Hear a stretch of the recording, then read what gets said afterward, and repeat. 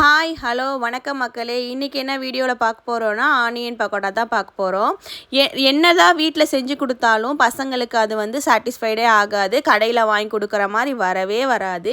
ஏன்னா கடை ஃபுட் வந்து ஜங்க் ஃப்ரூட், அதை வந்து நல்லா விரும்பி சாப்பிடுவாங்க. கடையில் வாங்கி கொடுங்க, கடையில் வாங்கி கொடுங்க, வீட்டில் செய்யவே செய்யாதீங்க அப்படி சொல்லிடுவாங்க. ஆனால் நான் எப்பயுமே வந்து இந்த ஆனியன் பக்கோடா மட்டும் வீட்டில் செய்வேன். வீட்டுக்கார் வீட்டில் இருக்கும்போது ஏதாவது செஞ்சு கொடு அப்படின்னு சொன்னாருன்னா நான் இந்த ஆனியன் பக்கோடா தான் அவருக்கு செஞ்சு கொடுப்பேன். அவரும் இதை விரும்பி நல்லா இந்த பசங்களுக்கு எப்படி இருக்குமோ தெரியாதுங்க.